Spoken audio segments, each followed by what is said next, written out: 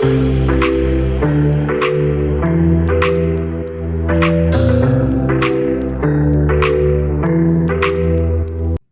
to Real Estate Resource. Thanks for stopping by. Don't forget to like, subscribe, and hit that notification bell so you'll know when new videos are available. I really hope you enjoy this one. Okay, so I know that, in April, I think it was nearly exactly 2 months ago, we kind of went over the forms that were coming and the changes that were happening because of the NAR settlement. And now we have a clear definition of that timeline of that settlement, but these new forms are still going to be releasing next Tuesday. I think on the website it goes back and forth. What I saw was the 25th, some said the 24th, so it's probably like midnight of the 24th. So these forms are going to change, and you guys are going to have to implement them starting on Tuesday, even though the NAR settlement and those restrictions and changes for our practice isn't supposed to be finalized until August 17th. That's when those are supposed to go into effect. But as we'll see going through some of the forms, some MLSs might start implementing those things sooner. Like CRMLS has already added in the my mind just went blank what the word is I was looking for. The concessions section, right? The MLS has already added concessions. So there's a good chance that, the compensation could disappear prior to the 17th. And as we know, as we go through looking at listings, as we're working with our buyers, we're starting to see more and more where there is no compensation being offered. Again, it becomes a negotiation. So the thing is this is not about fearing what's coming. It's about being prepared for what's coming. Start putting these things into practice so that when August 17th comes, we've already hit the ground running. So before I share my screen and we start getting into these changes, and the reason I want to do this again is because even though we talked about these changing forms on April 25th, some of them have been modified as recent as Tuesday, that they made a change to them and released the changes on Tuesday. So it's not going to show on here that they were changed on Tuesday, but these were the ones that were changed since we did our last class. So there was adjustments made to these forms since we last did it, and that's why I want to focus on these. Plus, these are the ones that are the ones you're most likely going to be using and that have been affected the most. Okay. So no questions? Everybody's ready to go? All right. Let me share my screen and get going here. All right. So what you guys should be looking at right now is actually two forms. And those two forms are the disclosure and modification to listing agreement and disclosure and modification to buyer representation agreement. And right underneath that in parentheses, it says intended for use with either the RLA or the BRBC that were dated prior to 12/23 and 12/22 respectively. So those of you guys that have listings that are active at this moment or are taking a listing between now and next Tuesday, after you take that listing, or by the time we get to August, let's say, you could do it before or you can wait till August. This is a disclosure and modification to that seller or buyer that you're working with, that the terms have changed as far as the requirements of offering out compensation. So they're almost identical, and that's why I put both of them up at the same time. As you can see, let's start with the disclosure and modification to listing agreement, right? So this is for the listing agreement that you're currently using right now that is going to disappear come Tuesday the 25th, okay?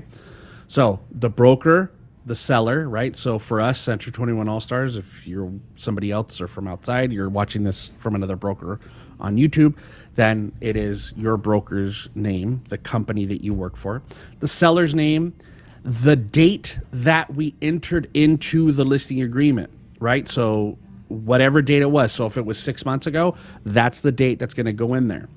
And the property address is going to go on this line.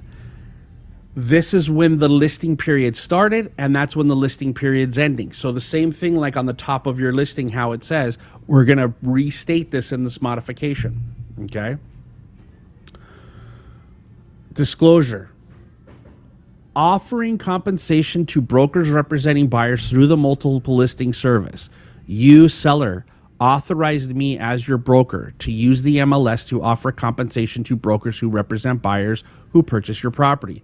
The amount paid to the broker representing the buyer will come from the total compensation that you, seller, agreed to pay my brokerage. The National Association of Realtors has entered into a nationwide settlement agreement to resolve a class action lawsuit. One of the terms of the settlement is that the multiple listing service will no longer be used for listing brokers to make offers of compensation to brokers representing buyers. The MLS may still be used to expose your property to the maximum number of prospective buyers. The NAR settlement is expected to take effect sometime in August 2024, but some local MLSs may implement the prohibition sooner. Until the MLS in which your property is marketed for sales makes a change, the offer of compensation will remain in the MLS. Once the MLS changes its rules to prohibit offers of compensation, your brokerage may offer compensation to buyer brokers through other methods of communication. So what it's saying is that, hey, we're just reminding you, you signed a listing contract that stated, I will offer your property for sale in the MLS, and I will offer compensation to a buyer's broker who's representing a buyer, because that's what we agreed upon, and it's going to come from the compensation you have agreed to pay me, the broker, right? The brokerage that I work for. And that's not going to change other than sometime between now and August, the compensation being offered in the MLS is going to disappear. But I am still authorized to offer that compensation through other means to buyers' brokers. That's what it's all saying. It's just telling you, hey, things have changed, but we had an agreement prior to that, and we're going to continue with that agreement, okay? Need to modify listing agreement. Seller and broker agree it is mutually beneficial to modify the listing agreement to allow your property to be exposed to as many buyers as possible once the MLS changes reflect the NAR settlement. That's all. It's just saying, hey, we're going to make sure that we're still getting you the most exposure possible. Broker agrees to notify seller once the MLS will no longer be able to be used to offer compensation to buyers' brokers. Broker also agrees to notify seller of the method and means it will use to offer compensation to buyers' brokers when that event occurs. Broker agrees to use reasonable efforts consistent with the NAR settlement to continue to market seller's property and offer compensation to buyer's broker to the maximum extent reasonably practicable. Seller agrees that the listing agreement term authorizing broker to cooperate with and compensate brokers participating through the MLS will no longer be in effect as of the date the MLS prohibits such offers of compensation. Seller also agrees that brokers' reasonable efforts in place of the MLS offer of compensation will satisfy brokers' obligations under the listing agreement. All other terms of the listing agreement remain in full force and effect except as modified herein. So we're telling them that, yes, I know our listing agreement says I'm making an offer of compensation to buyer's broker through the MLS, but that is going to disappear sometime between now and August. So what you're saying is that you're agreeing that my efforts of how I'm going to market your property and how I'm going to offer the compensation, it still satisfies that requirement of offering it through the MLS. Okay? So any questions about this disclosure and modification to the listing agreement? The modification of the buyer agreement is almost identical. This is only if you have a buyer representation agreement currently with one of your buyers that is going to extend through the changes, right? This new contract. So if you have a buyer representation agreement that you've signed between now and next Tuesday, you're going to have to do this modification. Okay. If you don't have any that are active, this is not going to affect you come Tuesday, because come Tuesday, there is going to be an updated BRBC, and we're going to look at that a little bit later. So you don't have to worry about this one if you don't have anything. It's more likely that there's a few of you at least on here that have a current listing that is active that is going to be affected by this change come next Tuesday. Okay. So this one is just like the sellers, is letting you know, hey, we had an agreement that said, hey, I'm going to represent you. You're going to pay this amount. And if I get any compensation from the MLS, it's going to offset the amount you said you were going to pay me. So this is just it just flips it from saying, hey, buyer, you were agreeing to pay me, and the MLS was offering compensation. So that kind of replaced your need to compensate me. That's not going to happen any longer. And if any of those, you've already agreed to pay. So if there is some other compensation that's negotiated, it will affect, but there won't be an offer in the MLS that we know for sure will affect your need to compensate me, your obligation to compensate me. Okay, so any questions on either of these two? You guys can raise your hand, type it in the chat. Yes, Sarah, go for it. Hi, Kyle. Good morning. Good morning. So I've come across a couple of agents, other brokerages that are going to be drafting their own form of document, their own document outside of the CARS forms. How are we going to tackle that? We're not. We're going to use car forms. I don't look if any of you guys get into transactions where they're using their own forms, then there is a CAR form that you're going to have your client sign that says use of non-standard forms, because we're not attorneys. We're not going to hire an attorney to write specific forms to this. I would suggest that the idea is that CAR and their whole crew of attorneys has a much better understanding of how to traverse this lawsuit and this settlement and how we're going to get through it. And I have more faith in their documents than anybody else. I wouldn't trust me to write a new contract about it, and so I wouldn't expect to trust anybody else. I don't think it's smart to draft your own forms, especially if you don't have an innate understanding of how this is supposed to work. I feel like those people that are trying to draft their own agreements and do those things without using CAR, I think they're asking for themselves to put themselves in some kind of jeopardy when it comes to either not to violating the terms of the settlement or putting themselves in a situation where they could be civilly responsible for their representation of their buyers. Sarah, did you have another question, Sarah? No, that was it. It's just that Okay. I'm seeing some agents rolling in their own forms. I'm not saying No. that I'm creating one. I'm saying No. they're creating some. Yeah, I get that, and I'm telling you that,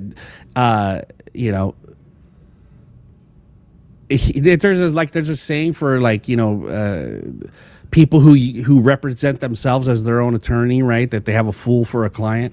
Like, it's kind of the same thing. I think that if you think as an agent, I'm not talking about you specifically, I'm talking about agents out there. If an agent out there thinks that they're going to draft a contract better than the California Association of Realtors and their legal teams, they're nut jobs, and I wouldn't want to do business with them. So, all right, but no, we're not going to be drafting our own forms. Go ahead, Darwin. But in every listing, we have to add this disclosure, correct? It's going to be added automatically to the listing contract, or we have to add it? No. This is only for listings that are dated 12/23 or before. So come Tuesday, right? So you're looking at the listing agreement that's out currently was revised in December of 2023. That listing agreement is going to disappear on Tuesday. So any listing that is active at this moment that you take, if you have a listing appointment this weekend, right? You take a listing today, tomorrow, Saturday, Sunday, or Monday, you're going to be using this 12/23 listing agreement. If you do that, then you will also need to include this come Tuesday when this is released. If you start taking a listing from June 25th forward, it will be a new listing agreement and you won't have to incorporate this. Thank you. Mm-hmm. Any other questions? No? All right, so let's see. What are we going to look at next? Well, let's do this. Let's look at the listing agreement so you guys can see the difference. And it looks like Eric Eric raised his hand, so let me go to Eric first before we start talking about that. Go ahead, Eric. So, any listing that we have right now active without including that form pretty much going to disappear, and that tells us that we're not having active listing? No. If you have a listing agreement that is active, you will need to have your seller sign one of these after Tuesday, June 25th. It doesn't negate your listing agreement. It just has to be amended to make sure that your seller understands the changes of the practice based on the NAR settlement. That's all. So anything that you have, any listing agreement that you have that is currently active, that is dated before June 25th, before the new listing agreement comes out, you have to have that disclosure included. Okay, so let's look at the new listing agreement. Let's look at it. So just like the old one at the top, date prepared, exclusive right to sell, seller broker. This is an exclusive and irrevocable right to sell or exchange the real property described as, okay? That's the property address, the city it's in, the county it's in, the zip code it's in, the assessor's parcel number for the listing period and 2A1, which changed, right? Remember, it used to be right there, beginning on, ending on. No, now it's right here, okay? The maximum listing period allowed by law for residential property improved with 1 to 4 units is 24 months from the date this agreement is made. The maximum time now, it's stating on the listing agreement, the maximum time you can list it is 24 months. I don't think anybody should be taking a 24-month listing unless there's some kind of weird, situation where it's like, hey, we're building, or, it's going to take time for, I don't know why you would do a 24-month, but that's it. Now, that restriction doesn't apply if the seller is a corporation, LLC, or partnership. Okay, so this is just for individuals. Basically, what they're trying to do is not take advantage of the mom and pop sellers. Those guys that are doing flips and things like that, there's nothing to stop you from taking an extended listing. Again, I don't know why you would, but they're not protected to that 24-month period, okay? So we would go down here, and now the listing agreement looks a lot more like the RPA, right? Where it's all in that grid format. Everything is right there in front of you for you to be able to fill out. Paragraph 2 is going to have all of the terms that we're agreeing to in the contract, and I'll go back up in a second. I just wanted to show you. Once you get to 3, it's more about the explanation of the previous paragraph, okay? So let's go back up to the top. Listing period, beginning on whatever day you want to begin on. It doesn't matter if the date prepared up here is today. If the beginning date of this listing is going to be Saturday, then your date here is going to be, June 22nd is the begin date of the listing. Obviously, this listing agreement is not going to be available to you till Tuesday, so you're not going to be using this until next week. But it ends at 11:59 p.m. on whatever date you put in. You're going to put the end date of it, just like you used to up above. You're going to put it right there. Remember, if it's an individual seller, not a corporation or an entity, it's got to be 24 months or less. Listing price, we're going to write in the number of the listing price, or the words, and then the number is going to go here. So this is going to be, so if it was 500,000, you're going to type 5, FIVEHUNDRED, right? THOUSAND, 500,000, and then it's going to put the dollar amount right here. I don't know how it's going to look when you fill it out. It may be just that you click and put the dollar amount and it fills in the words. I don't know that part yet because it's not there as editable. This is a draft, so we'll see how the function of it is on Tuesday, but it's going to be words and dollar and numbers. Okay, it's going to be split up, words and numbers. Property specific listings, this is for manufactured or probate or things like that. You're going to check those boxes and it will add in those manufactured home listing addendums and the probate listing addendums. Okay, now we're going to get into the changes in the compensation. Compensation, the amount or rate of real estate compensation is not fixed by law. They are set by each broker individually and may be negotiable between seller and broker. Real estate commissions include all compensation and fees to brokers. See attached broker compensation advisory form BCA. We're going to look at that in a little bit. Okay. So here it is. Compensation to seller's broker, only seller's side of the transaction. So the change from our current listing agreement is that first compensation to the seller's broker is all of the compensation, including what's going to be offered to a cooperating broker. That is now separated. The compensation is separated. This line, C1, is solely the compensation being paid to you, listing agent. Not any compensation that's going to be paid to you, listing agent, if you represent the buyer. Not anything that's going to be paid to a cooperating broker. None of that. This is just you, listing agent. So going back to how we talked about before that, one of the reasons we got into this issue was we were telling people, hey, you're going to pay me 3% and you're going to pay somebody else 3%, right? That was kind of the way, hey, I'm not getting all the commission. You're paying me 3 and then you're going to pay 3 to the buyer. The problem is that's not really how it worked. They were paying us 6 and we were paying 3 to the buyer, and we weren't explaining that properly. And so now what's happening is it's breaking up. It's saying, hey, look, so now you can say, hey, by the way, you're paying me 3 to sell your house. So this is only your compensation, just for your seller side compensation representing the seller. That's it. Okay. This next one is only applicable if you check the box.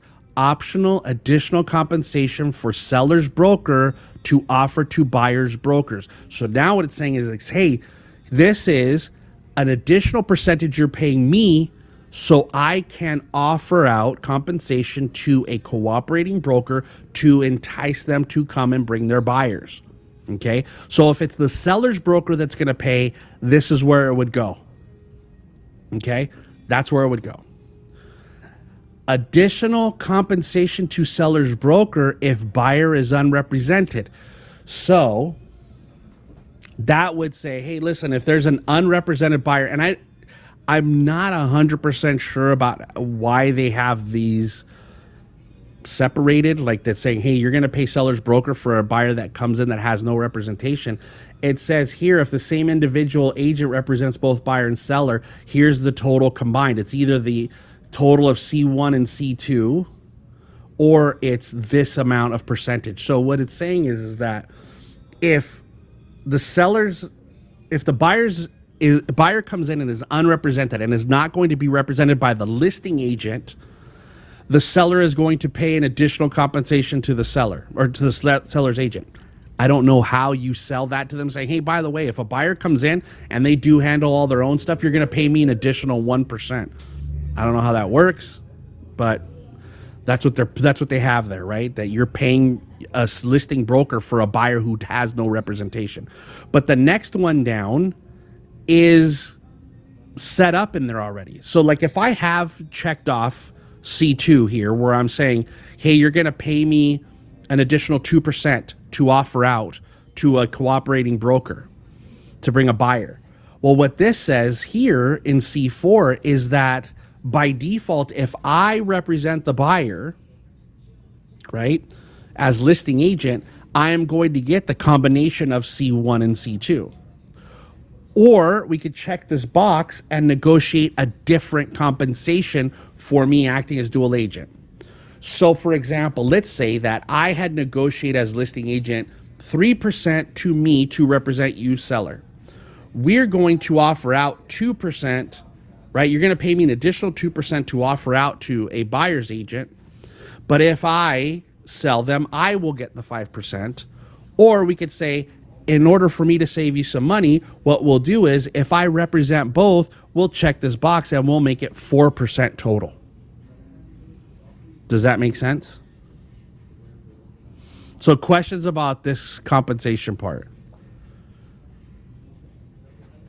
So dual variable is not going to exist anymore because dual variable had to do with the MLS offering compensation to outside brokers. And what it meant was that the compensation being offered within the brokerage could be different than the compensation being offered to a cooperating broker. Okay, so can we repeat all of it again? Just kidding. I got it kind of. No, and I know you're not kidding, but it's okay. So C1 is just the compensation being paid to the listing agent for representing the seller. Period. End of story. That's how that works. C2 would be if in my presentation to my seller, I was able to sell to them the benefit of me listing agent, offering to outside brokers some compensation to bring their buyers in. That's what this is. So this is like what we do now, right? Where it used to be the whole total compensation was 6, and then down at the bottom of our listing agreement, we check the box and say, we're offering 2% out, and then we'd put on the MLS 2%. This is basically that section of it. It's saying, I'm going to pay you an additional 2, 3, 1, 1.5, half a point, whatever, to offer out. That's what that is. Now, remember, there's no more MLS to offer it out. So we're going to have to put it on our websites, probably going to be able to put it on marketing material. That's still not 100% clear, but we can put on our own personal websites, on company websites, in the messages of the website, not on the MLS. Not on the MLS. There will be nowhere in the MLS that you can write anything about an offer of compensation, whether that come from the seller or from the listing broker. So we could put on your website, hey, by the way, agents, if you're interested in my property, here's a new listing. This is what this is where it is. This is the stats. I'm offering you a 2% compensation if we bring your buyers. And then that becomes part of the purchase agreement. So that's part 2, is that I'm going to offer something out. Part 3 would be compensation for a buyer that had no representation at all. Okay, the seller's going to pay you. I don't think that's going to be something that's going to happen, because they're always going to be represented. There's no buyer that's going to be a buy on their own. I mean, there might be, but I just don't see that happening. If the agent double ends it, so if the listing agent were to double end it, the default is it's going to be a combination of these two, right? Or if this isn't part of it, it's going to be the compensation that we write here, or we can negotiate a different compensation for a double-ended deal. Okay? And then total compensation to brokers, unless otherwise agreed in writing, seller shall pay broker the amount specified, if any, in C1 plus C2 if buyer is represented, or the amount specified in C4 if the individual represents both sides, or the amount specified in C1 plus C3 if buyer is unrepresented. Okay? So let's go first to Jesus, because he had his hand up first. Go ahead. Oh, sorry, Jesus. I accidentally lowered your hand instead of asking you to unmute. What's happening? There we go. There you go, Jesus. Okay, so you're saying that we have to write in our website the compensation, so we won't be able to put it on the private remarks? No, absolutely not. Nowhere in the MLS. The MLS can have no offer of compensation. Not even, okay, let's say, contact me. Let's say I don't have a website, which I took it down. Call me to talk about concessions. Well, you can put concessions, but you can't put compensation. Oh, there can be. Well, yeah, but concessions are different than compensation. Concessions are different. If you say concessions means a credit to the buyer, not compensation to the buyer's agent. Concessions and compensation are two separate things. If you want to offer compensation, you better get a website, period. Or you're going to have to talk to every agent that's a buyer's agent on the phone and tell them, hey, by the way, when you submit your offer, please make sure you send it with this amount of compensation in. So you might want to get your website active again, because that's the only way I can guarantee that you're not going to be in violation of the settlement. It's a weird gray area if it can be on marketing material. And that's so far all I've heard. I haven't heard anything new about saying, yeah, go ahead and put it on your flyers that you're offering that. Okay. Okay. Now just put a thought for everyone, because on the Zoom meeting I had to take down my website because I got sued because it did not comply to the handicapped people. Yeah. I get that. I know they're gonna come. It's people that are coming after you. That's a scam. Just make sure you use somebody like the website company that we use. I get it. They try to do the AMA stuff. That's a scam to try to hold you up and sue you for money. It is that they're just looking for people. You're not. But yes, the AMA thing is an issue. Use the Moxie website that comes from Century 21, right? Because it's set up. It's for you guys that are our Century 21 agents. Use the Moxie website. It's going to protect you. Just have a website so you can show your listings on your website and put your compensation out. Okay. So we can use just the single Yeah. website Yeah. per home, right? Yeah, absolutely. Definitely. Thank you. Yes, you're welcome. Okay, Maricela, go for it. You had a question. Oh my gosh, I forgot. Okay, yes. Regarding the compensation that you said that it can only be advertised on our websites. Can we advertise it on IG and Facebook? You should Like be when we able have a to. listing? Yeah. You should be able to. And then I don't put, want to. like- I don't want to say 100%. Go for it. You're good. You should be able to. But just like a website, that's not controlled by NAR, right? That's not your social media is not controlled by covered by CAR, NAR, or any of those. So I mean I would say I think so, but I can't with 100% certainty say you're gonna be fine. Okay, because I was thinking maybe that when we put our listing up there on IG, on Facebook, then we just say seller is offering compensation, DM me agents for details. Because, all agents follow each other too. So that's what I was thinking. Yeah. And I also just on our private Facebook too, our Century 21 one, we could put it in there because it's our private office Facebook. yes here like for us on our private groups in your private groups on Facebook. And for us here at All Stars, right, we have All Stars Connect, right? So you could share with all the other agents and say, hey, like, by the way, if you bring, a buyer, this is what we're paying. You could do all that. That's not a problem. The thing that's going to happen at the beginning probably is going to be as the buyer's agents are going to have to be the one initiating that conversation about what the compensation is, because you're going to have to talk to the listing agents. If you, obviously, because you can't see on the MLS that anything's being paid, you're going to have to make phone calls and say, hey, Jose, it's Kyle. I got a buyer. We're going to show the property tomorrow. Are you guys offering any kind of compensation? I need to know, right? And so have those conversations. And then it goes into the negotiation, goes into into the contracts. Let's see. Jose, go ahead. You can unmute. I saw your tag. I saw your chat, but if it's go ahead if you want to unmute and. Yeah, pretty much that's the question. I just want to know, like, if you could kind of show me on that contract how you would fill that scenario out, right? Where you're charging the seller 3%. He offers 3% to the selling agent. But say you double-ended it, maybe you're giving them a deal at 2.5% or 2% for the buyer's side. It's pretty straight. It's actually pretty straightforward. I know it seems a little weird right now, but so your compensation as a listing agent is 3%, right? Let's say, and then you're going to offer out 3% to a buyer's agent, right? This is saying, hey, you're paying me an additional 3% for me to offer 3% to a cooperating broker.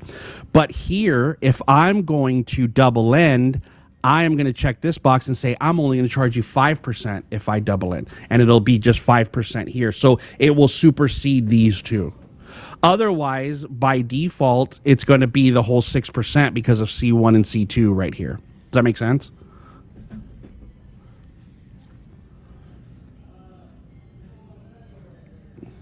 Okay, so first let's go to, I'm hoping that made sense. You muted yourself again, but yeah, I'm hoping that little step made sense. Okay, so Angel, go ahead. Kyle, so if there is a listing where the seller is not offering any compensation to the buyer's broker, is there a form to submit with the RPA at the same time to request compensation? There is, and we may not get to it today, but we will get to it next Thursday. Okay. But yes, it already exists. It's already there. It's called the SP. It's called the SPBB. There's a section in the purchase agreement for you to attach it and ask for it, and then you have to give a copy of the buyer representation agreement. But yes, there is. SPBB is the form.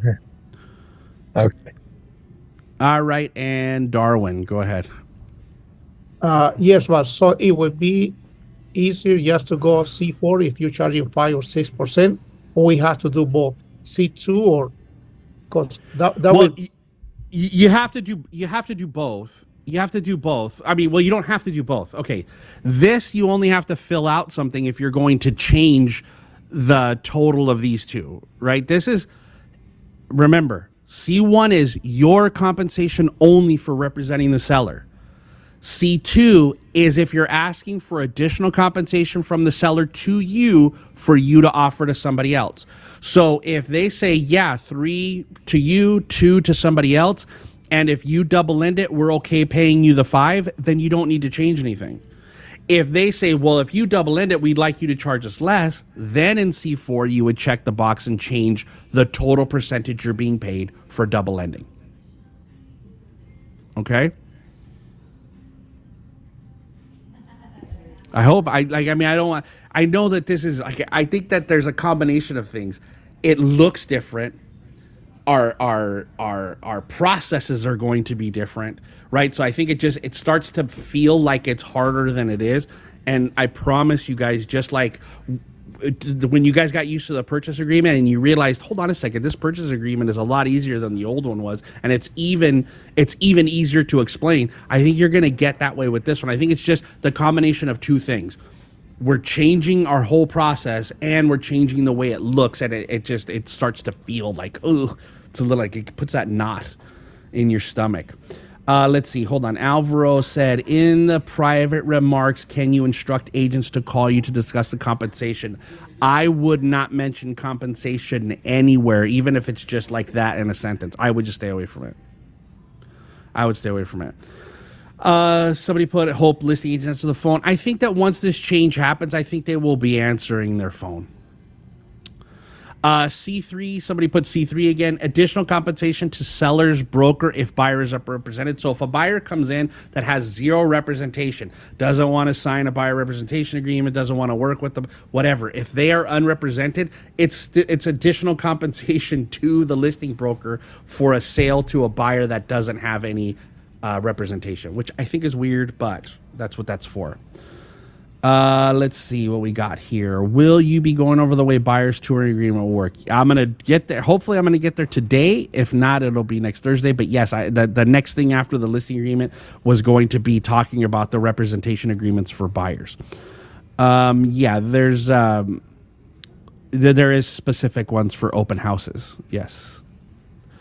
I mean, you could, I mean, I just don't think you can put anything in the MLS that says anything about compensation to the buyer's broker. That's the point of the lawsuit, is that there cannot be, the settlement is, there can be no offers of compensation in the MLS. And you saying, hey, call me so I can tell you what your compensation is an offer of compensation. I am just telling you guys, stay away from the word compensation anywhere in the MLS, period, because you're going to end up getting in trouble. It's going to be a violation, and it's going to be a problem. So the MLS said no offers of compensation, period. That's what the NAR settlement is, so please don't. Okay, so that's the compensation. Yes, I'm sure you could say, yes, call me to discuss details. Absolutely, that you could put. As long as you don't put compensation, I'm sure that's fine. You could put that on there. Okay. The continuation of right to compensation for broker identified prospective buyers. This is just saying, hey, listen, just like we had the exceptions, like it was like, hey, 100 in our current listing agreement, it says 180 days after the listing expires or cancels, if I give you a list of buyers that saw the property, you still have to pay me, compensate me. I'm the listing agent still. That's the same thing. That's what goes here.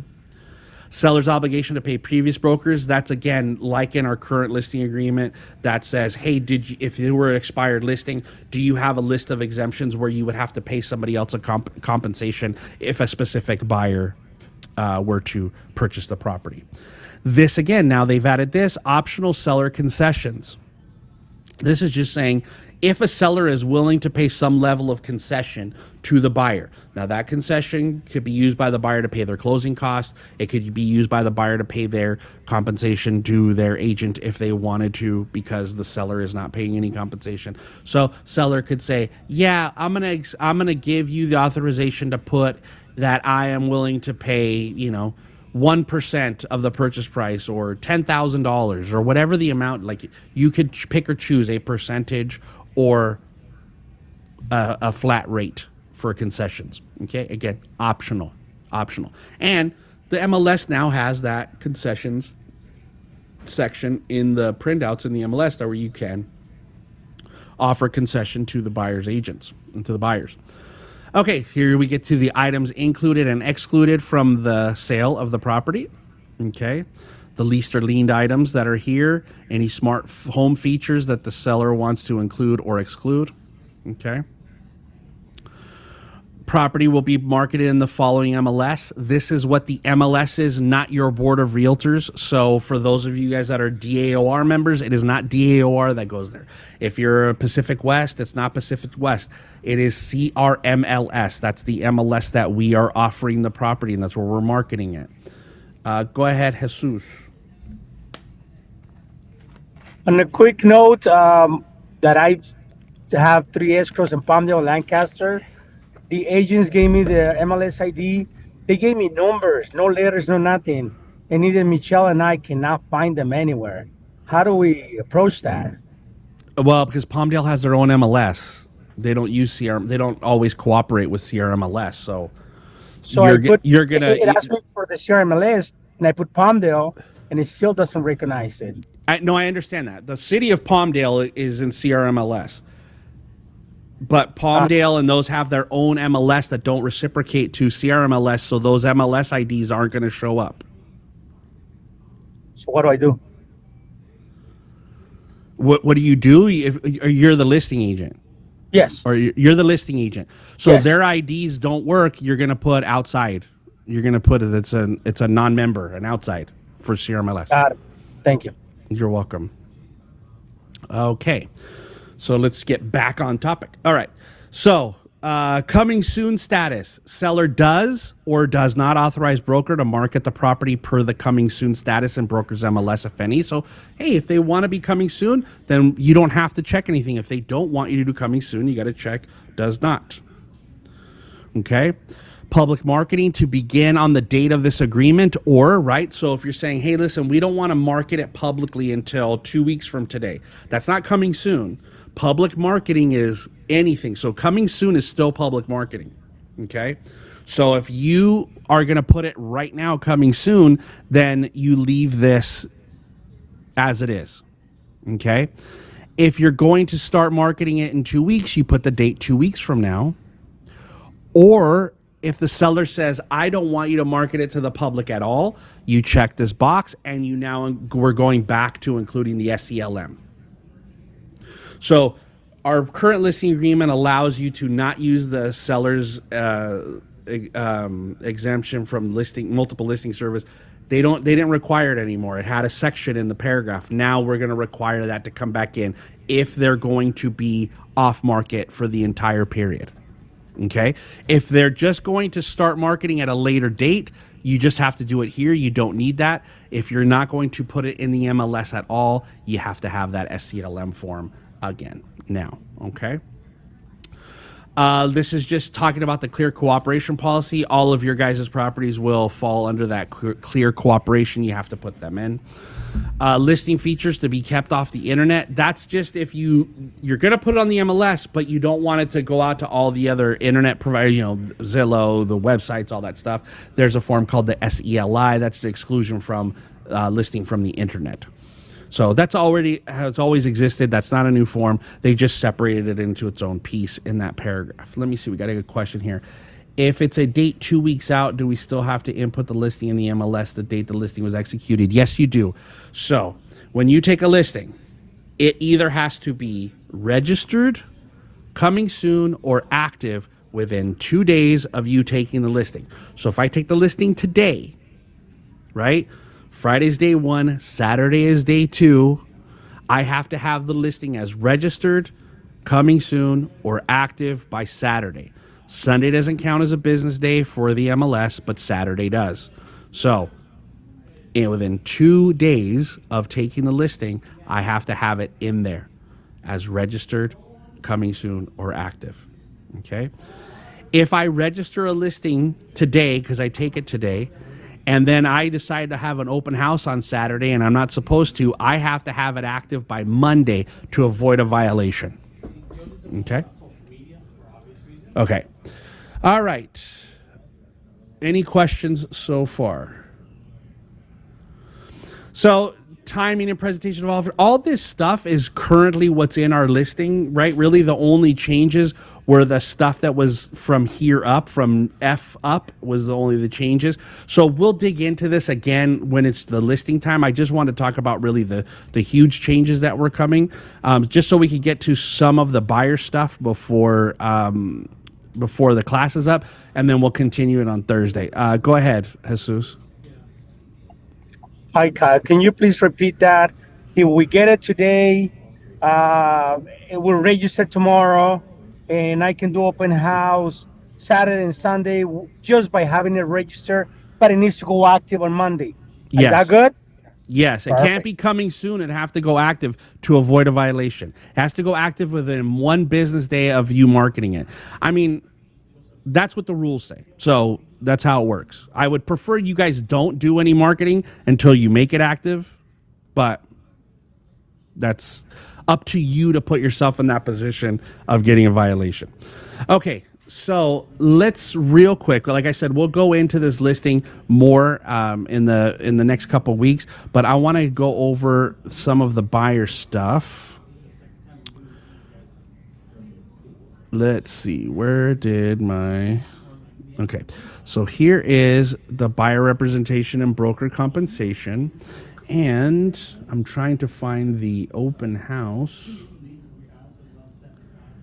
Let's see, there it is. Okay, so here is, just so you guys can see it, this is the open house visitor non-agency disclosure and sign in, right? So this is saying, hey, if I'm going to have an open house, you can come in and visit, but I'm not going to be representing you. This is about communication. Any communication and share information with the visitor to the open house property tour regarding the property is for the benefit of the seller. All acts of agent at the open house or property tour, even those that assist visitor in deciding whether to make an offer on the property, are for the benefit of the seller exclusively. So this is because the new rule says anybody I show a property to, before I show the property, I have to have a buyer representation agreement with them. So the way to avoid that at an open house, saying we have to have some kind of buyer representation agreement, is everybody that comes in, this is now your sign-in sheet for your open houses. That's what this is. Come Tuesday, this is your sign-in sheet for open houses. That these people are, you don't have any agency relationship with them. They don't have anything with you. And if they want to, they'll have to sign a separate agreement later. Okay, and we don't have to sign this big giant BRBC, right? When they do that, Liliana says if they don't want to sign, they can't come in. I'm sorry. I need you to have signed this, or you need to come with your agent that you have a buyer representation agreement with. Now, this isn't going to happen until August. It's not going to happen until August. It's not going to happen on the Saturday, so don't worry about it. But this is happening in August. But yeah, you're going to have to get to the point where it's like, you don't want to sign this? I'm sorry, you can't come into the open house. Or you can come back with your agent that you have a buyer representation agreement with, or you can sign, and let me see, where is it? Sorry. Notice, no, it's not that one. I'm trying to find the right one. Here we go. Or you can sign this with me.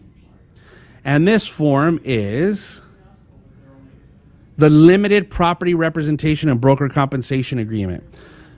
This is just for a short period of time. It's for 30 days only. So it would be like, hey, if you don't have an agent and you want to come in and you don't want to sign this, the only other option is this signature that says for the next 30 days, I represent you, and it'll be about this property only. So there's 2 options for those of you agents that after August 17th or in August when this goes into effect that are holding open houses, how you want to handle it. I think it's a benefit that we have the ability to have this open house non-agency that people can sign.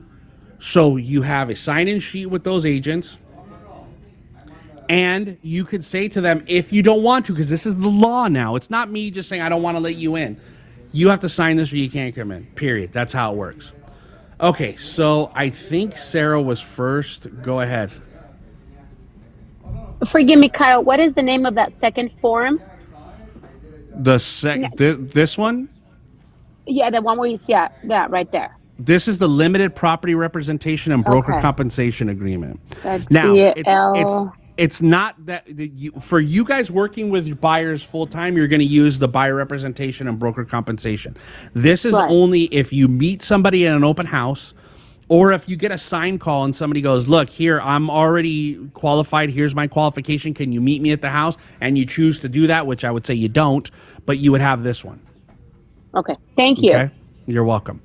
But for open houses, if they're not going to sign that, or they don't want you to represent them, or they, this is what you're going to do. So this is your sign-in sheet now. This is your sign-in sheet now. That's how it's going to work. So I think that these are good. There's some good things coming out of this that are going to help us really be more professional and have less issues. Jesus, go ahead. Yes, I'm driving, so I'm sorry I'm not able to look at the forms very well. So the second form that you showed, when they have an agent, but we can represent them for 1 month just for that particular. No. If they have a buyer representation agreement with another agent, you can't represent them. They have to, at all. No. They have a buyer representation agreement with somebody. I just was thinking that we gotta. No, there is no loophole. There is no loophole. If they want to see the property, you tell them you have a buyer representation agreement. Please go call your agent and they will show you the property. Thank you. Yeah. And Alba, go ahead. Hi, Kyle. Good morning. So if they do have a buyer's representation agreement with another agent, however, the agent can't make it to that open house because they're hosting a listing that they have or something, they just can't make it to that open house and they're only showing that weekend. How would we go about that? Can we still have them? That's what this is. Open house visitor, non-agency disclosure and sign-in. If you look at it, it says visitor's name and email and phone and the name of their agent if they have one. Oh, okay. I see. No, everybody's going to sign that. And if they don't want to sign it, then you tell them then your agent's going to have to show you the property. Thank you. Yes. Right? Thank you. No problem. And I saw somebody put, what about virtual tours? In-person or live virtual tours have to have this signed. So before I can do the virtual tour, I got to email this to you. You got to sign it. What if they don't want to work with that agent anymore? Well, then that's their issue they've got to deal with. They've got to work on the cancellation. And next week on Thursday, we'll talk about how you modify buyer representation agreements. We'll look at the representation agreements. We'll look at all that. And there is a cancellation form for those. Non-live tours are okay. If you're sending them a video that you took, yes, that you don't need this. Okay. Any other questions? All right, I'm going to stop the share. We're going to stop right there.